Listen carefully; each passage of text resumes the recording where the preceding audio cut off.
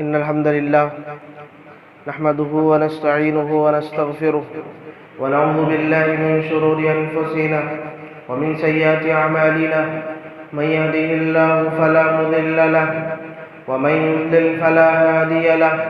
وأشهد أن لا إله إلا الله وحده لا شريك له، وأشهد أن محمدا عبده ورسوله. يا أيها الذين آمنوا اتقوا الله حق تقاته ولا تموتن إلا وأنتم مسلمون. يا أيها الناس اتقوا ربكم الذي خلقكم من نفس واحدة وخلق منها زوجها وبث منهما رجالا كثيرا ونساء، واتقوا الله الذي تساءلون به والأرحام إن الله كان عليكم رقيبا. يا أيها الذين آمنوا اتقوا الله وقولوا قولا سديدا يصلح لكم أعمالكم ويغفر لكم ذنوبكم، ومن يطع الله ورسوله فقد فاز فوزا عظيما. أما بعد فإن خير الحديث كتاب الله، وخير الهدي هدي محمد صلى الله عليه وسلم،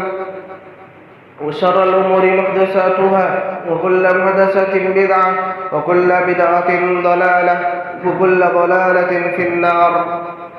فأعوذ بالله السميع العليم من الشيطان الرجيم من همزه ونفخه ونفثه. بسم الله الرحمن الرحيم. إن الله لا يغفر أن يشرك به ويغفر ما دون ذلك لمن يشاء. وقال الله تبارك وتعالى في مقام آخر: إن الشرك لظلم عظيم. محترم حضرات، اللہ تبارک و تعالیٰ کا بے پایا شکر و احسان ہے کہ اس کی توفیق و رضا سے ہم لوگوں نے عید الاضحیٰ کی خوشیاں منائی، اللہ تبارک و تعالیٰ کے راستے میں قربانی کی، اللہ تبارک و تعالیٰ کی خوشنودی اور اس کی خوش رضامندی کے لیے اپنے جانوروں کو اللہ کے راستے میں ذبح کیا۔ اللہ تعالیٰ سے دعا ہے کہ اللہ تبارک و تعالیٰ ہماری نیتوں کو درست کرتے ہوئے ہماری ان قربانیوں کو قبول فرمائے۔ حضرات، میں اور آپ نے اللہ تبارک و تعالیٰ کے راستے میں اپنی قربانیاں تو پیش کی، میں اور آپ نے اپنے جانوروں پر اللہ تبارک و تعالیٰ کے راستے میں چھریاں تو چلائیں، میں اور آپ نے اللہ تبارک و تعالیٰ کے راستے میں اپنے جانوروں کو پیش کرتے ہوئے مالی عبادت کا اور اللہ تبارک و تعالیٰ کی فرمانبرداری کا ثبوت ہم نے دیا، اور اللہ تبارک و تعالیٰ کے راستے میں ہم نے اپنے جانوروں کے اوپر اپنی چھریاں چلائیں۔ لیکن حضرات، اب بھی کچھ ایسی چیزیں ہیں جن پر چھری چلنا باقی ہے، اب بھی کچھ ایسی چیزیں ہیں جن پر ہماری چھریاں چلنا باقی ہیں، کچھ ایسی چیزیں ہیں جن کا کٹنا اب بھی باقی ہے۔ تو آئیے دیکھتے ہیں کہ وہ کیا چیزیں ہیں۔ محترم حضرات، سب سے پہلی چیز جس پر چھری چلنی باقی ہے، جس پر ابھی بھی چھری کا چلنا باقی اور بہت ضروری ہے، وہ ہے ہمارے دل اور دماغ میں پائے جانے والے شرکیہ اعمال اور عقائد کے اوپر عقیدہ توحید کی چھری چلنی ہے۔ شرکیہ اعمال اور شرکیہ عقائد پر، باطل افکار و نظریات پر عقیدہ توحید کی، اللہ تبارک و تعالیٰ کی وحدانیت کی چھری چلنی باقی ہے۔ محترم حضرات، ایک بات آپ نے غور کی ہوگی کہ انسان جب اللہ تبارک و تعالیٰ کے راستے میں کوئی جانور ذبح کرتا ہے، حکم دیا گیا، یہ تعلیم دی گئی، یہ طریقہ بتایا گیا کہ اللہ کے نام پہ جانور کو ذبح کرنا ہے۔ کوئی جانور اس وقت تک اللہ تبارک و تعالیٰ کے راستے میں ذبح ہونے کے باوجود بھی حلال نہیں ہوتا جب تک کہ اس پر اللہ تبارک و تعالیٰ کا نام نہ لے لیا گیا ہو۔ جس جانور پر اللہ تبارک و تعالیٰ کا نام لے کر کے ذبح نہ کیا گیا ہو، وہ جانور اللہ تبارک و تعالیٰ کے نزدیک قابل قبول نہیں، وہ جانور حلال نہیں، آپ اس جانور کو کھا نہیں سکتے۔ حضرات، یہ تعلیم ہمیں اس بات کا پتہ دیتی ہے، اس تعلیم سے سبق ملتا ہے کہ انسان جو جانور ذبح کرنے کے لیے اللہ کا نام لینے کی جس کو تعلیم دی گئی ہے، اس بندے کو اپنی زندگی میں توحید پر کتنا عمل کرنا ضروری ہے، اس بندے کو اپنی پوری زندگی کے اندر توحید پر عمل کرنا ضروری ہے۔ محض ایک جانور پر اللہ کا نام نہ لینے کی وجہ سے وہ جانور اللہ کے لیے حلال نہیں ہوتا، تو ہمارے اعمال، ہماری دیگر نیکیاں، ہماری نمازیں، ہمارے روزے اور ہم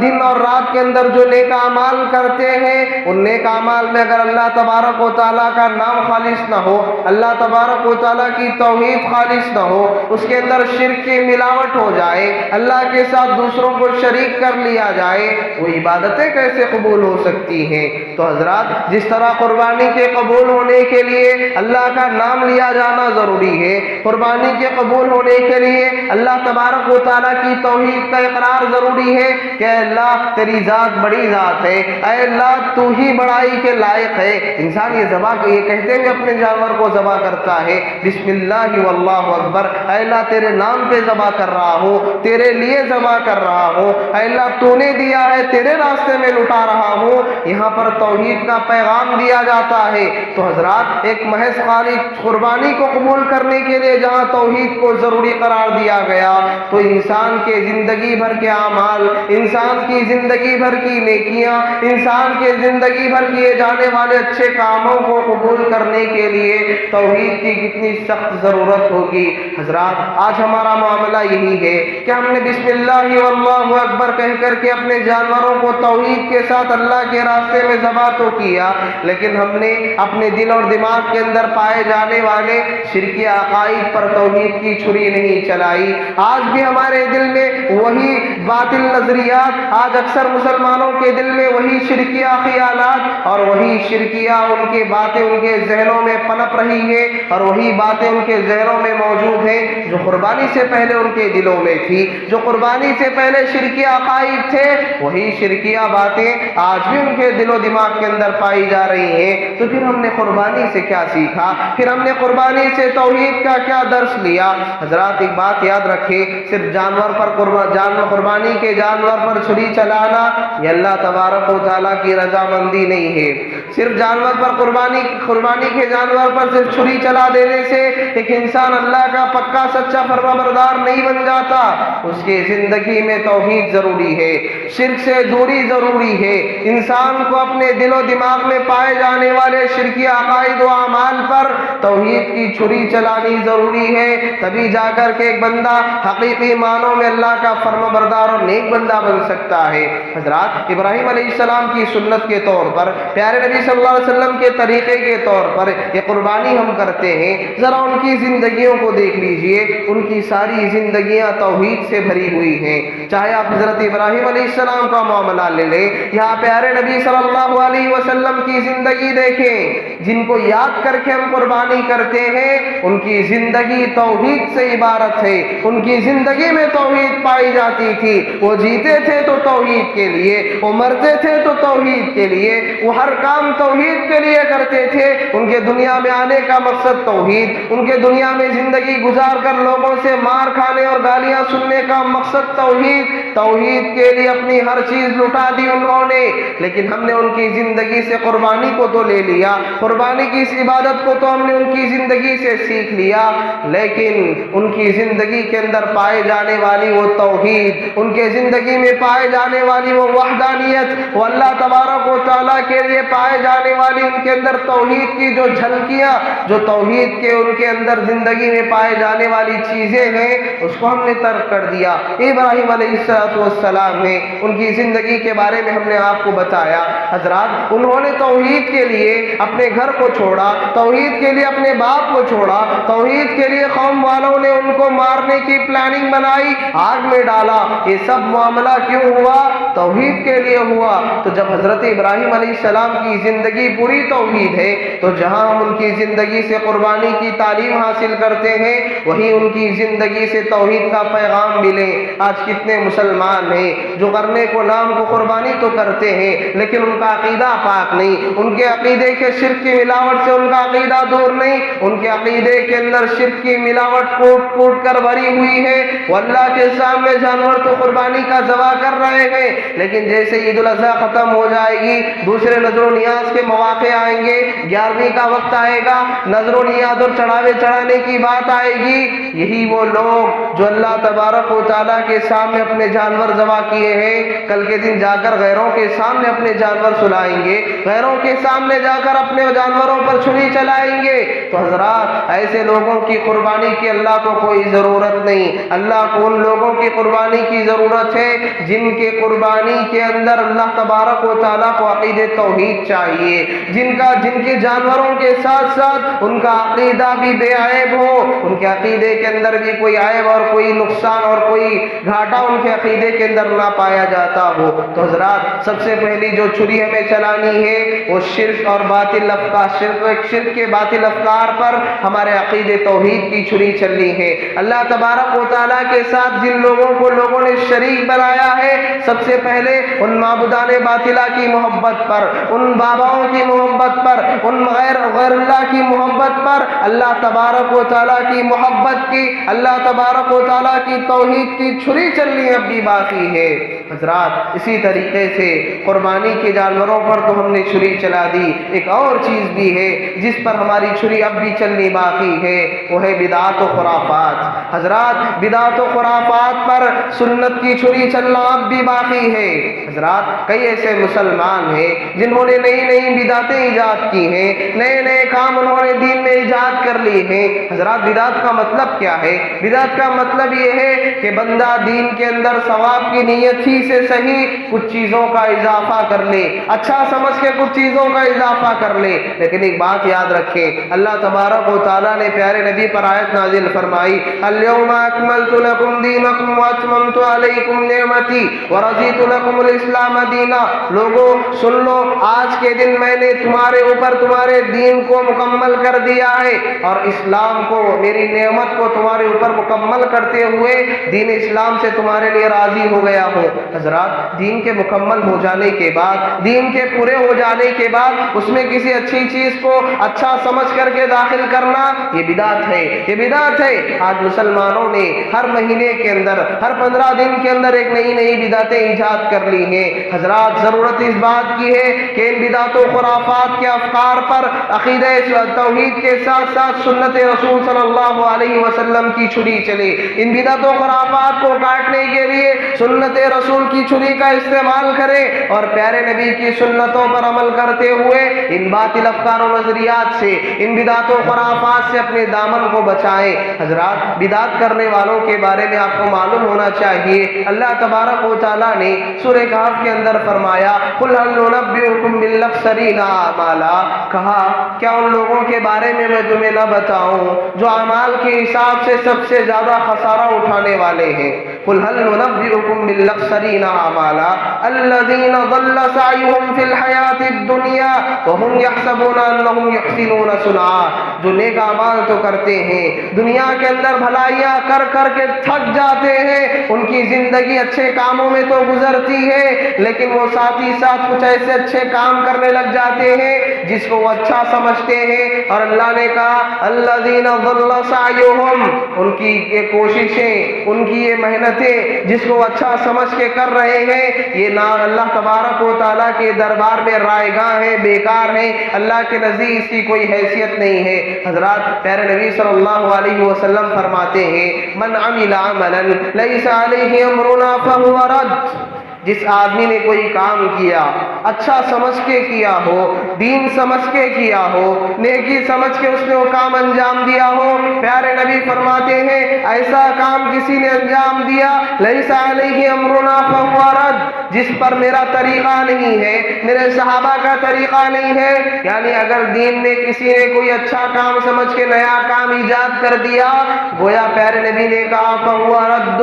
ایسا کام اللہ تبارک و تعالیٰ کے نزدیک قابل قبول نہیں, ایسے کام کو اللہ تبارک و تعالیٰ رد کرتا ہے. تو حضرات جس طرح ہم نے اپنے جانوروں پر چھریاں چلا کر کے اللہ کی اطاعت و فرمانبرداری کا ثبوت دیا ہے, مجھے اور آپ کو ان باطل اور بدعات اور خرافات کے افکار پر عقیدہ توحید اور عقیدہ سنت کی, اللہ تبارک و تعالیٰ کے وحدانیت کی, رسول اللہ صلی اللہ علیہ وسلم کی سنت کی چھری ان باطل افکار و نظریات پر, ان بدعات و خرافات پر چلانے کی ضرورت ہے. حضرات بدعات و خرافات خرافات سے بچیں۔ پیارے نبی فرماتے ہیں کہ شر الامور محدثاتها، دین کے اندر سب سے بری چیز وہ ہے جو نئی ایجاد کر دی گئی ہو، وکل محدثۃ بدعہ، اور ہر نئی چیز، ہر وہ چیز جو نئی پیدا کی گئی ہو دین کے اندر وہ بدعت ہے، وکل بدعۃ ضلالہ، اور ہر بدعت گمراہی ہے، وکل ضلالۃ فی النار، اور ہر گمراہی انسان کو جہنم میں لے جانے والی ہے۔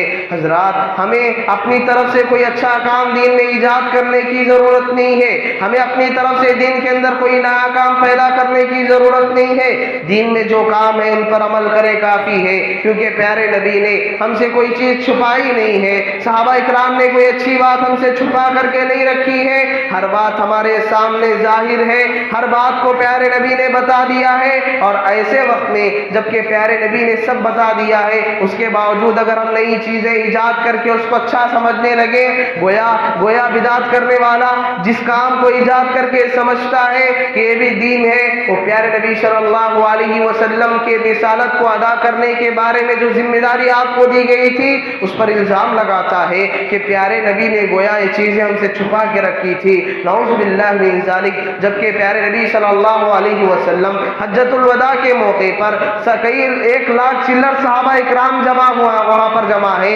1,24,000 کی صحابہ اکرام کی جماعت وہاں پر موجود ہے۔ پیارے نبی نے حجۃ الوداع کے موقع پر اعلان کیا کہ لوگوں، کل قیامت کے دن میرے بارے میں تم سے پوچھا جائے گا، تم سے سوال کیا جائے گا میرے بارے میں، کیا تم کہو گے؟ فما انتم قائلون، کیا کہو گے میرے بارے میں؟ کیا میں نے اپنا کام پورا کیا ہے؟ کیا میں نے پہنچا دیا ہے جو مجھ پر ذمہ داری دی گئی تھی؟ سارے صحابہ اکرام نے اعلان کیا، سارے صحابہ اکرام نے گواہی دی، سچے دل سے کہا بلغت وعدیت یا رسول اللہ، اے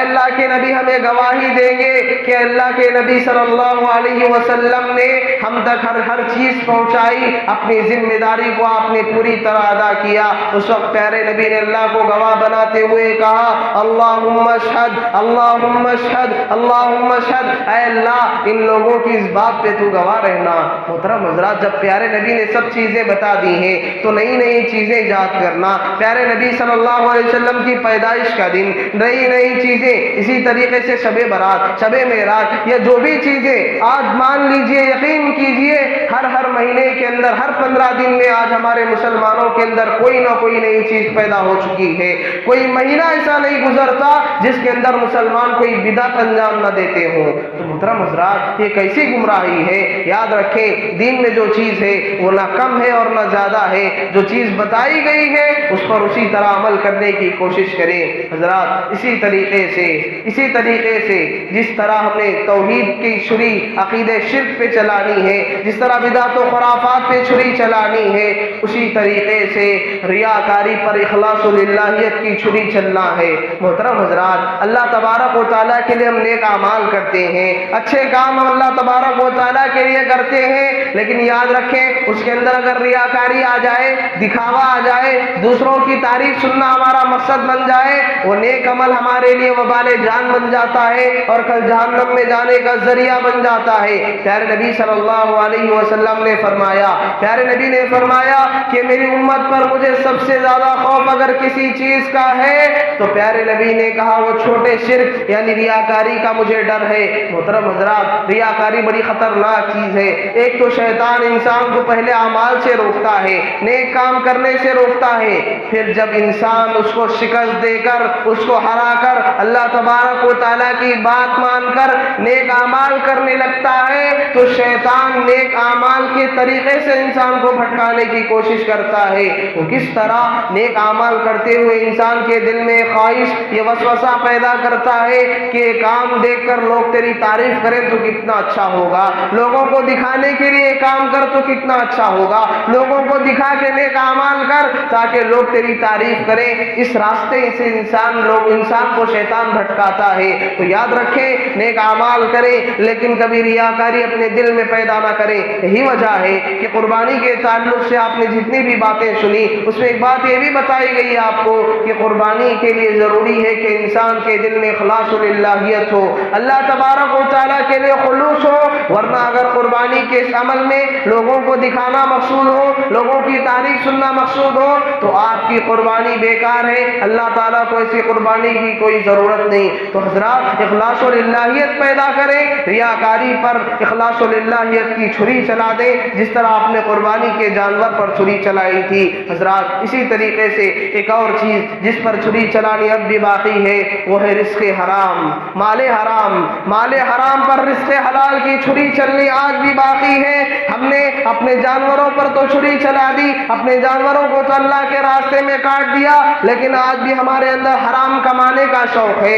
حرام کھانے کا شوق ہے، حرام کی کمائی سے ہم اپنے پیٹوں کو بھر رہے ہیں۔ یاد رکھیں جس طرح ہم نے اپنے جانور کو ذبح کیا، مجھے اور آپ کو رزق حلال کو لے کر کے رزق حرام کو اسی طرح ذبح کرنا ہے۔ حضرات حرام مال کھانے سے انسان بے حس ہو جاتا ہے، حرام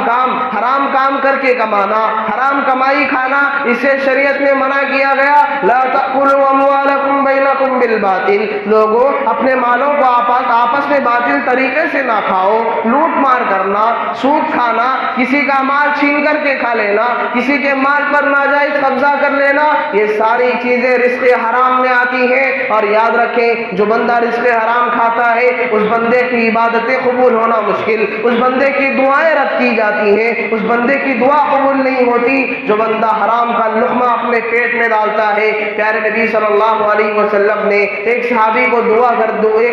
کو نصیحت کرتے ہوئے فرمایا اطعم مطعمک تستجاب لک، اے صحابی، اے میرے بھائی، تم اپنا کھانا کھاؤ، اپنا لقمہ کھاؤ، اپنا حق کھاؤ، اللہ تبارک و تعالیٰ کے نزدیک تمہاری دعائیں قبول کی جائیں گی۔ حضرات کتنی بڑی بات ہے، انسان دوسروں کا حق نہ مارے، دوسروں کا مال نہ کھائے، ناجائز طریقے سے دوسروں کے مال کو ہڑپ نہ کرے، اپنا مال کھا کر کے اپنے محنت کی کمائی پہ زندگی گزارے۔ پیارے نبی فرماتے ہیں تستجاب لک، تم اگر اپنا کھانا کھاؤ گے، حلال رزق کھا کر کے مانگو گے تو اللہ تبارک و تعالیٰ تمہارے رزق حلال کی وجہ سے، حلال کمائی کما کے کھانے کی وجہ سے اللہ تبارک و تعالیٰ تمہاری دعائیں قبول کرے گا۔ وہیں اگر بندہ رزق حرام کھائے، حرام مال کھا کر کے زندگی گزارے، اس کا کھانا پینا حرام کا ہو، اس کا گھر حرام کا بنا ہوا ہو، اس کے کپڑے حرام کے ہو، زندگی پوری سود کے اندر گزر رہی ہو، یاد رکھیں ایسے لوگوں کی دعائیں قبول نہیں ہوتی۔ پیارے نبی نے ایک آدمی کا ذکر کرتے ہوئے حدیث میں فرمایا ذکر رجلا ثم ذکر رجلا یطیل السفر اشعث اخبر یمد یدیہ الی السماء یا ربی یا ربی، ایک بندہ آتا ہے، بڑی دور سے آتا ہے، سفر کر کے آتا ہے، ذرا غور کریں مسافر کی دعا اللہ تبارک و تعالیٰ کبھی رد نہیں کرتا۔ یہاں پر پیارے نبی فرماتے ہیں ایک بندہ بڑی دور سے سفر کر کے آتا ہے، آنے کے بعد اس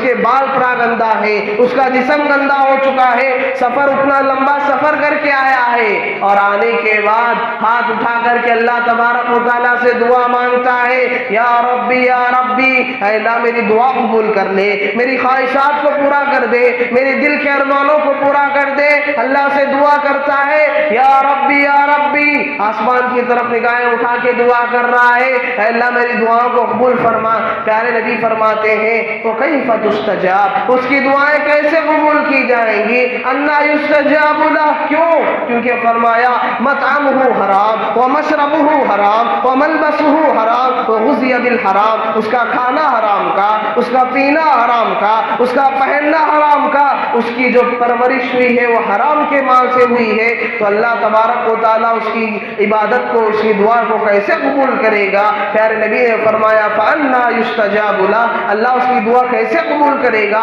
جبکہ اس کی ہر چیز حرام کی ہے؟ تو یاد رکھیں ہم نے بھی قربانی دی، اگر ہماری قربانی رزق حرام کی تھی، حرام مال سے کمائی ہوئی ہماری قربانی تھی، اللہ کے نزدیک قابل قبول نہیں ہے۔ اللہ تبارک و تعالیٰ صرف حلال چیزوں کو قبول کرتا ہے۔ تو حضرات حرام کھانے سے بچیں، بالخصوص اس سلسلے میں کئی لوگ ایسے ہیں جو سود سود کے اندر ملوث ہیں، کوئی دینے میں ملوث ہے، کوئی لینے میں ملوث ہے۔ یاد رکھیں سود اتنا بڑا گناہ ہے، سود اتنا بڑا گناہ ہے، اللہ اکبر، اللہ تبارک و تعالیٰ نے شرک کے بارے میں بھی اتنے سخت الفاظ استعمال نہیں کیے جتنا سود کے بارے میں اللہ تبارک و تعالیٰ نے استعمال کیے۔ کہا فَإِن لَّمْ تَفْعَلُوا فَأْذَنُوا بِحَرْبٍ مِّنَ اللَّهِ وَرَسُولِهِ، لوگوں اگر سود سے باز نہیں آتے، سود کو نہیں چھوڑتے ہو، کہا فَأْذَنُوا بِحَرْبٍ مِّنَ اللَّهِ وَرَسُولِهِ، تو آ جاؤ میدان جنگ میں، اللہ اور اس کے رسول سے جنگ کرنے کے لیے تیار ہو جاؤ، اللہ اور اس کے رسول سے جنگ کرنے کے لیے میدان جنگ میں آ جاؤ، اس لیے کہ سود کھانے والوں سے اللہ اعلان جنگ کرتا ہے۔ حضرات اللہ اور اس کے رسول سے جنگ کون کرنا چاہے گا؟ اتنا سخت لہجہ اللہ تبارک و تعالیٰ نے استعمال کیا، کہا اگر سود سے باز نہیں آتے ہو تو آ جاؤ میدان جنگ میں، اللہ اور اس کے رسول سے جنگ کے لیے تیار ہو جاؤ۔ ایک اللہ کے نبی صلی اللہ علیہ وسلم نے یہاں تک فرمایا درہم الربا یأکلہ الرجل وہو یعلم اکثر من 36 زنیہ، کہا کہ ایک بندہ سود کا ایک درہم کھاتا ہے، سود کا ایک درہم اگر کھاتا ہے جان بوجھ کر کے کہ اس کو معلوم ہے کہ سود کے پیسے ہیں اور جان بوجھ کر کے سود کا ایک درہم کھاتا ہے، پیارے نبی نے فرمایا اکثر من 36 زنیہ، 36 مرتبہ 30 پر 6 مرتبہ زنا کرنے سے بدتر ہے، 30 پر 6 مرتبہ زنا کرنے کا جو گناہ ہے اس سے بڑھ کر کے صرف سود کا ایک درہم کھانے کا گناہ ہے۔ حضرات کئی ایسے لوگ ہیں جن کی زندگیاں سود میں پل رہی ہیں، جن کی نسلیں سود میں پل رہی ہیں۔ یاد رکھیں سود آپ کھا رہے ہیں، سود آپ کھلا رہے ہیں، ایک وقت آئے گا یہ سود آپ کے معاشرے کو، آپ کی نسل کو ایسے برباد کرے گا۔ یاد رکھیں حرام مال کے اندر کبھی برکت نہیں ہوتی، حرام مال دکھنے میں بڑا اچھا لگتا ہے، بہت زیادہ لگتا ہے، لیکن ایک وقت آتا ہے کہ آپ کا مال دواخانوں میں جائے گا، آپ کا مال مصیبتوں میں جائے گا، آپ کا مال کبھی آپ کے ہاتھ میں نہیں رہے گا۔ وہی رزق حلال کما کے دیکھیے، حلال کمائی سے خون پسینہ ایک کر کے کما کے دیکھیے، تھوڑا حاصل ہو لیکن اللہ وہ برکت دیتا ہے، اس تھوڑے مال میں آپ کی ساری ضرورتیں پوری ہو جاتی ہیں۔ تو حضرات رزق حرام پر رزق حلال کی چھری چلنا اب بھی باقی ہے۔ اسی طریقے سے اور ایک چیز جس پر ابھی چھری چلنا باقی ہے وہ آپسی نفرتیں ہیں۔ محترم حضرات ایک مسلمان دوسرے مسلمان سے آج بالکل دشمن بنا ہوا ہے، بھائی بھائی کا دشمن ہے، آپس میں دشمنیاں ہیں، ایک خاندان دوسرے خاندان کا دشمن ہے، ایک قبیلے والا دوسرے قبیلے کا دشمن ہے، ایک محلے والا دوسرے محلے کا دشمن ہے۔ یہ مسلمان ہیں جنہیں اتحاد کی تعلیم دی گئی تھی، جنہیں مل جل کے رہنے کی تعلیم دی گئی تھی۔ حضرات عید جو گزری ہے یا جو بھی عید ہماری آتی ہے وہ ہمیں یہی پیغام دیتی ہے کہ مسلمانوں کو آپس میں مل جل کے رہنا ہے، مسلمانوں کو آپس میں اتحاد کے ساتھ رہنا ہے۔ اور یہ معاملہ آج مسلمانوں کا ہو چکا ہے کہ وہ آپس میں ایک دوسرے کے دشمن بنے ہوئے ہیں، جبکہ اسلام یہ تعلیم دیتا ہے کہ آپس میں مل جل کے رہو۔ محترم حضرات عید قربان جو ابھی گزر گئی اس کے اندر قربانی کا گوشت تقسیم کرنے کی جو بات بتائی گئی اس کا مقصد کیا ہے؟ ایثار و ہمدردی، آپس میں ایک دوسرے سے اچھے تعلقات، ایک دوسرے سے محبت، یہی چیز کی اسلام تعلیم دیتا ہے، لیکن آج ہم نے اس کو بھلا دیا۔ ضرورت اس بات کی ہے کہ ہمارے دل و دماغ میں پائے جانے والے نفرت کے خیالات پر محبت کی، دینی اخوت کی، اسلامی بھائی چارگی کی چھری چلائیں اور آپس میں ایک دوسرے کے لیے محبت پیدا کریں۔ حضرات اپنے خطبے کا خلاصہ اگر پیش کروں، خلاصے کے طور پر اگر کہوں تو اللہ تبارک و تعالیٰ کی نافرمانیوں پر اللہ تبارک و تعالیٰ نے جن چیزوں سے منع کیا ہے ان چیزوں پر اللہ تبارک و تعالیٰ کے فرما برداری کی چھری چلانا اب بھی باقی ہے۔ ابھی بھی اللہ تبارک و تعالیٰ کی نافرمانیوں پر اللہ تبارک و تعالیٰ کی فرما برداری کی چھری چلانا باقی ہے، گناہوں پر نیکیوں کی چھری چلنا اب بھی باقی ہے، نیک کاموں کی چھری گناہوں پر چلانا اب بھی باقی ہے۔ ضرورت اس بات کی ہے کہ جس طرح ہم نے قربانی کے جانوروں پر چھری چلائی ہے ان سارے گناہوں پر چھری چلائے، اپنی زندگی میں توحید پیدا کریں۔ حضرات عقیدہ عقید توحید کی چھری عقید شرک پہ چلنی ہے، ریاکاری پر خلوص للہیت کی چھری چلنی ہے، آپس میں پائے جانے والے اختلافات پر اتحاد اور اخوت کی چھری چلنی ہے، اور ریاکاری کے جذبات پر اخلاص للہیت کی چھری چلنی ہے۔ یاد رکھیں کہ انسان اسلام کی جو تعلیمات ہے اس پر عمل کرے گا تبھی کامیاب ہوگا۔ ضرورت اس بات کی ہے کہ سنی باتوں پر عمل کرنے کی کوشش کریں، قربانی کی اس عید سے یہ پیغام حاصل کرنے کی کوشش کریں کہ آپس میں بھائی چارہ ہو، آپس میں ایثار و ہمدردی کے جذبات ہو، شرک سے انسان دور رہے، نمازوں کی پابندی کرے۔ یہ سب چیزیں سیکھنا ضروری ہے، ورنہ باتیں بہت ہیں۔ اسی پر اکتفا کرتے ہوئے ہم اللہ تبارک و تعالیٰ سے دعا کرتے ہیں کہ اللہ ہم تمام لوگوں کو سنی باتوں پر عمل کرنے کی توفیق دے۔ اے اللہ جس طرح ہم نے قربانی کے جانوروں کو تیرے راستے میں ذبح کیا ہے، اے اللہ ہمیں اپنی خواہشات کو ذبح کرنے کی توفیق دے۔ اے اللہ نیک اعمال کرنے کی توفیق دے، گناہوں سے بچنے کی توفیق دے۔ اے اللہ رزق حلال پر اپنی زندگی گزارنے کی توفیق دے، آمین۔ بارک اللہ لنا ولکم فی القرآن المجید ونفعنا وإياكم بالآیات والذکر الحکیم، انہ تعالی جواد کریم ملک بر